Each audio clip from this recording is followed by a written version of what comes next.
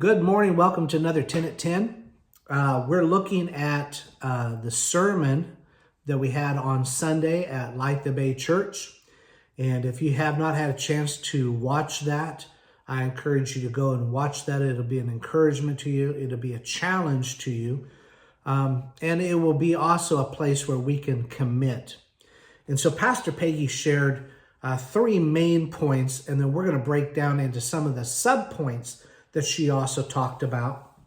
But the three main points were be willing to commit. The second point is trust God completely. And the third point is receive help for your life. Now, as we go throughout this week, I'm going to endeavor to hit all three of those, but I'm also going to hit little aspects of what she covered. And so the first thing she did when she opened up the service was she talked about the fact that we're changing out some things in our home. You can see in the background, you can see off to the side, just a little piece of the latest piece of furniture that has come into our lives. And one of the things that she said in that was, in order to bring in new furniture, we're having to remove old furniture. And that can translate into our lives. In order to have the new that God has got for your life, there must be an inventory that is taken of our lives in seeing what are good things that need to stay and what are things that need to adjust.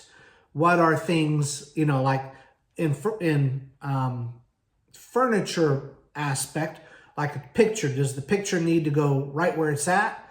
Does it need to go over more? Does it need to go up? Does it need to go down? That's an adjustment. It's not being taken away.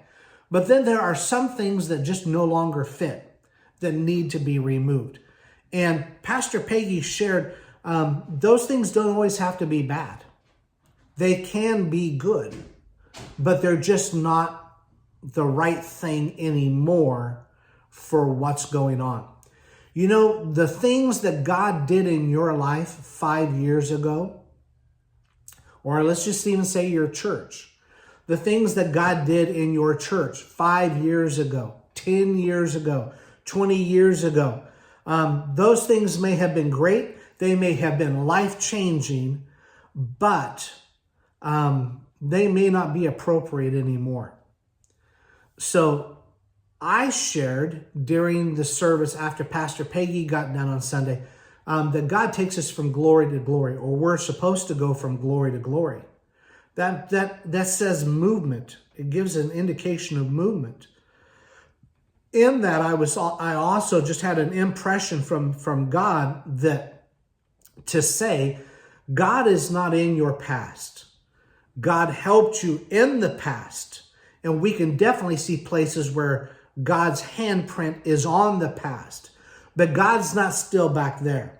So if you're trying to get your church, or you're trying to get your life, you're trying to get everyone in your life to go back to the way it was 5 years ago, God's not there.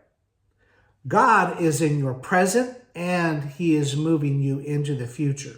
So if you refuse to move, you're really refusing to go with God. Now, where God is, there is liberty.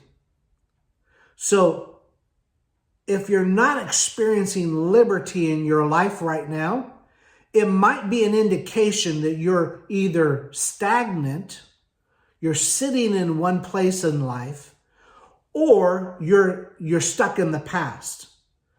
God wants you to move towards the future. Now, here's the deal. The future can be scary. But it's not scary if God is in it. And if you know God is in it, then it's not scary. It is an act of faith. It is a walk of faith. But I can certainly go into the future because I know who God is. I know He's the same yesterday, today, and forever. He's not led me astray in the past. He's not leading me astray right now. He will not lead me astray in the future. Now, have I missed it in the past? Absolutely. Have I missed it in the present? Yeah, there are times that I miss it in the present. But I can't blame God for the lack of results based on my ignorance or based on my disobedience or based on me being slow to obey. That's not on God, that's on me. But I can certainly learn from the scriptures that we've read out of Romans chapter 15, verse 13, out of the different versions, that when I put my trust in God, then there is a confident hope that takes me into the future. So I have no problem in hearing God's voice and then doing what he says to do. So I encourage you, spend a little bit of time with God today. Hear his voice. Do an inventory. Inventory whether there are some things in your life that need to go or need to be adjusted, need to be renewed, or if it is in good position.